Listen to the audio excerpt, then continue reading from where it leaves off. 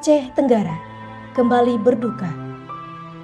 Senin 13 November 2023 malam, hujan deras yang turun memicu meluapnya sejumlah daerah aliran sungai hingga mengakibatkan 50 desa di 14 kecamatan terendam banjir.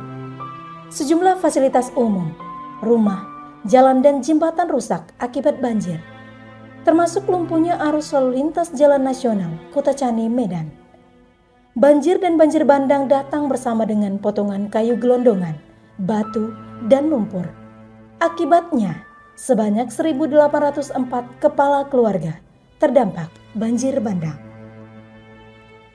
Banjir dan banjir bandang yang terjadi juga mengakibatkan MA balita 2 tahun, warga desa Kampung Baru, Kecamatan Semadam, meninggal dunia akibat terseret derasnya arus banjir dan ditemukan tertimbun reruntuhan bangunan dan pasir.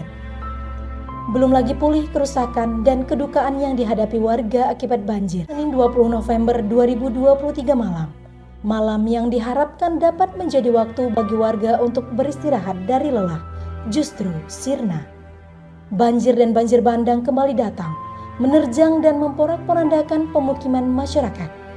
Kali ini, sebanyak 81 desa di 15 kecamatan terendam, 179 rumah terdampak, dan 571 jiwa harus mengungsi.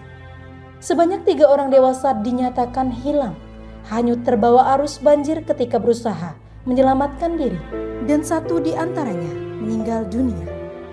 Kalaksa Badan Penanggulangan Bencana Daerah Aceh Tenggara, Nazbi, menyebutkan, menyikapi banjir dan banjir bandang yang terjadi sejak 13 November 2023, pemerintah Kabupaten Aceh Tenggara telah memaksimalkan seluruh daya upaya yang dapat dilakukan untuk menangani warga dampak banjir, sekaligus membersihkan tumpukan kayu dan sedimen. Dapat kami sampaikan bahwa memang kita merekap kejadian ini menjadi 2 kali kejadian, di mana yang pertama korban terdampak pada kejadian pertama yaitu 1.804 kakak atau 6.571 jiwa. Tapi kejadian kedua pertama menjadi 1.006 kakak atau 3.008 jiwa. Korban luka-luka kejadian pertama ada 2, tapi kejadian kedua ada bertambah 5 orang luka, yaitu khususnya di desa Rikitbor. Untuk pengungsi, saat ini pengungsi kami sudah mendata di mana pengungsi dibagi menjadi 2, ada di pengungsian umum dan pengungsian mandiri. Tentu pengungsi mandiri ini mereka lebih mengungsi di tempat saudaranya atau tetangga atau keluarganya. Itu berjumlah sekitar 157 orang, dan juga pengungsi umum yaitu 214 jiwa. Selain terus menyalurkan bantuan masa panik, dapur umum didirikan untuk menyediakan makanan sehat bagi pengungsi. Badan Penanggulangan Bencana Daerah dengan tim reaksi cepat dan didukung oleh Forkompimda berada di lokasi bencana. Penjabat Bupati Aceh Tenggara juga mengerahkan aparatur sipil negara turun bersama-sama membantu warga terdampak banjir, membersihkan rumah ibadah, sekolah, dan pemukiman warga sebagai bentuk ASN peduli sesama. Lahan pertanian yang menjadi mata pencaharian sebagian besar masyarakat Aceh Tenggara juga rusak. Totalnya mencapai lebih dari 334 hektar lahan pertanian, padi, jagung, kakao, cabai, dan bawang. Sungai yang merupakan penyebab meluapnya air menjadi perhatian penting bagi pemerintah daerah, mengingat sungai berada dalam kewenangan Balai Wilayah Sungai, sehingga pemerintah Kabupaten Aceh Tenggara tidak bisa berbuat maksimal.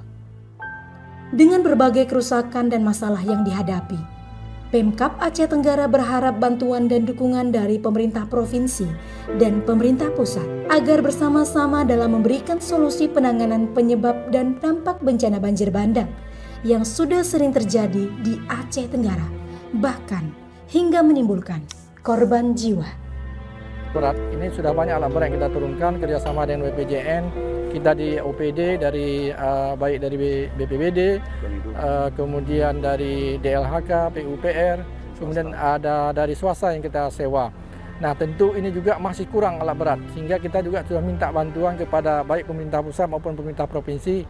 Ya, kita mudah-mudahan dalam waktu dekat ada bantuan, karena kalau kita sendiri bekerja ini tidak sanggup dengan kondisi yang ada. Kemudian juga kita melakukan gotong royong bersama, semua jajaran Forkopimda dengan jajarannya kita juga sudah menggerakkan seluruh OPD dan seluruh jajaran untuk membersihkan tempat-tempat sarana ibadah dan rumah-rumah masyarakat. Karena kalau kita lihat memang nggak mungkin masyarakat itu juga secara berulang-ulang juga membersihkan, sudah melalui beberapa hari ini, sehingga kita butuh juga ada dukungan bersama. Tentu tak seorang pun di antara kita berharap datangnya bencana alam. Namun, kita tidak boleh lupa perilaku keseharian umat manusia pula yang mendatangkan bencana. Kita berdoa kepada Allah Subhanahu wa Ta'ala, Tuhan yang Maha Kuasa, agar menjauhkan kita dari bencana ini.